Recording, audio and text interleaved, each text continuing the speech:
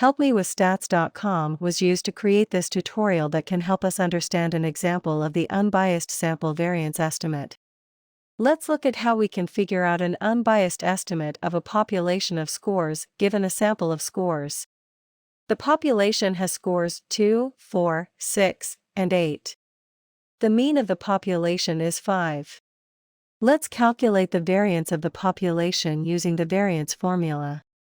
The variance is the sum of the square deviations divided by the number of scores in the population, which works out to 5. Now, our challenge is to see how we could have estimated that population variance using only sample information. In this example, let's imagine we had a sample size of 2.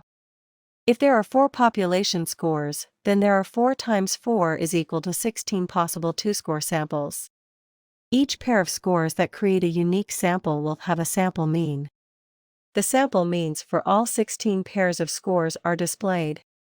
Now let's look at 2 different ways of estimating the population variance from the sample information. In the unadjusted estimate, we will use n as the denominator. In the adjusted estimate, we will use n-1 as the denominator. In the unadjusted estimate, we will use the sample size, n, as the denominator in the variance equation. We can calculate an estimate from each of the 16 pairs, and then take the average estimate of these 16 pairs as our best estimate of the population variance. Here are all the unadjusted variance estimates using the sample size, n, as the denominator. Note that all of these estimates are using only information from the 2-score sample. Here we total all the unadjusted variances from the 16 pairs. The total of all 16 unadjusted variances is 40. We need to find the average unadjusted variance from all the 16 pairs, so we divide the total estimated variance by 16. Notice that the average unadjusted variance is 2.5, but this strongly underestimates the true population variance of 5, calculated directly from the population scores. In this adjusted estimate, we will use the sample size -1 and -1 as the denominator in the variance equation. Just as we did with the other estimate, we calculate an estimate from each of the 16 pairs, and then take the average estimate of these 16 pairs as our best estimate of the population variance. Here are all the variance estimates using the sample size -1 and -1 as the denominator. Note that all of these estimates are using only information from the 2-score sample. Here we total all the estimates from the 16 pairs. The total of all 16 estimated variances is 80.